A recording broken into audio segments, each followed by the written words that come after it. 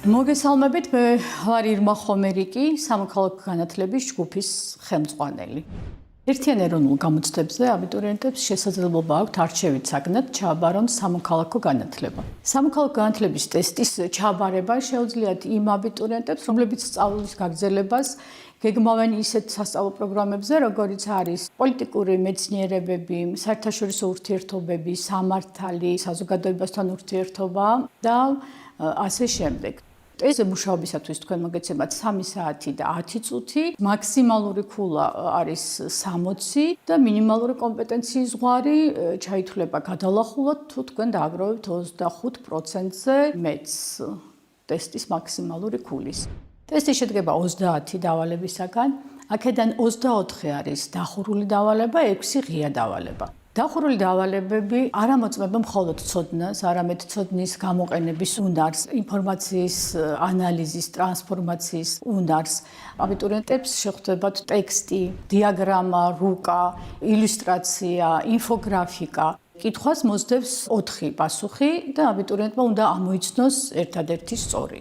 ღია დავალებები ამოწმებს უფრო მაღალ კოგნიტურ უნარებს, როგორიც არის კრიტიკული ანალიზი, არგუმენტირებული მსჯელობა. ამოწმებს სწორედ იმ უნარებს, რომელიც აუცილებელია იმისთვის, რომ აბიტურიენტმა შემდგომ წარმატებით აითვისოს სასწავლო პროგრამები სოციალ-პოლიტიკური მიმართულებით უმაღლეს სასწავლებელში. ამიტომ ეს დავალებები ამოწმებს შემდეგ უნარებს, თქვათ საზოგადოებრივი და პოლიტიკური მოვლენების მიზეზშედეგობრივი კავშირების დადგენას, კრიტიკულ ანალიზს, საზოგადოებრივი პრობლემის იდენტიფიკაციას, ამ პრობლემის მოგვარების გზების განსაზღვრას, პროექტის წერის საბაზისო უნარებს, ერთი კონკრეტული თემის გარშემო შემოთავაზებული რამდენიმე წყაროს შეჯერებას, გაანალიზებას, არგუმენტირებულ მსჯელობას. არგუმენტირებული მსჯელობის დროს ყურადღება მიაქციეთ იმას, რომ აქ თქვენ გევალებათ მოიყვანოთ 4 არგუმენტი, მაგრამ აქედან 2 უნდა იყოს პოზიციის მომხრეთა არგუმენტი, 2 მოწინააღმდეგეთა არგუმენტი. თითოეული არგუმენტი თითო ქულით ფასდება, მაგრამ თუ 4-ვე იქნება მოწინააღმდეგის არგუმენტი, რა თქმა უნდა, მხოლოდ 2 ქულას დაიმსახურებთ ასეთ შემთხვევაში.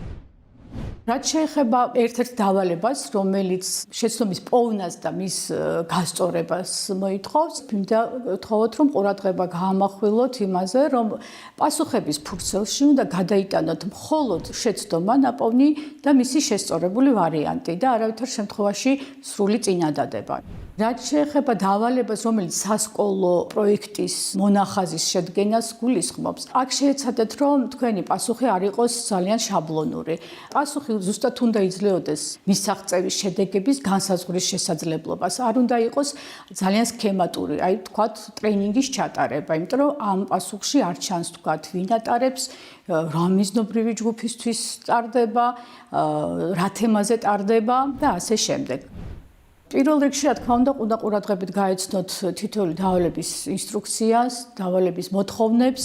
ძალიან კარგად უნდა გაიაზროთ ის მასალა, რაც არის შემოთავაზებული და მხოლოდ ამის შემდეგ გადახვიდეთ კითხვაზე. ძალიან მნიშვნელოვანია, რომ თქვენს პასუხებში ჩანდეს კარგად საპროგრამო მასალით გათვალისწინებული საკითხების ცოდნა, მოვლენათა ანალიზის უნარი, დემოკრატიულ ღირებულებებზე დაფუძნებული არგუმენტაციის უნარი. გირჩევთ, რომ აუცილებლად გაეცნოთ სამოქალაქო განათლების საგამოცდო პროგრამას, რომელიც წელს პირველად ეფუძნება 2018-2024 წლის ერთიან ეროვნულ გეგმას და შესაბამისად ამ წლებში მინიჭებულ სახელმძღვანელოებს და ასევე კრებულს, რომელიც არის განთავსებული ჩვენი ცენტრის ვებგვერდზე. ამ კრებულში შეგიძლიათ ნახოთ საგამოცდო მოთხოვნები, ტესტის სტრუქტურა, დეტალურად თითოეული დავალებისთვის განკუთვნილი ქულათა რაოდენობა. ასევე შეგიძლიათ იხილოთ ნიმუშები წინა წლის ტესტის, შეფასების სქემის და პასუხების ფურცლის, რომ წინასწარ იცოდეთ, თქვათ, როგორ გამოიყურება და როგორ ფურცელზე მოგიწევთ მუშაობა.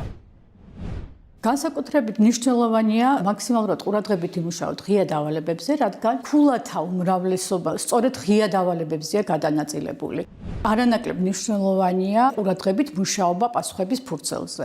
თუ იყენებთ შავი სამუშაოსთვის დამხმარე ფურცლებს და ჩემი რჩევა იქნება, რომ ღია დავალებებისთვის სწორედ გამოიყენოთ ჯერ შავი ფურცლები, მაშინ ძალიან ყურადღებით უნდა იყოთ გადატანის დროს პასუხების ფურცელზე.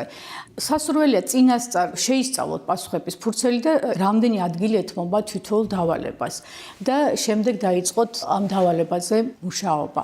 და რა თქმა უნდა, მიაქციეთ ყურადღება კალიგრაფიას და თქვენი ნაწერი უნდა გარკვევით იკითხებოდეს. აი ამ პირობების დაუცველობის შემთხვევაში დავალება სრულყოფილად ვერ შეფასდება. წარმატებებს გისურვებთ.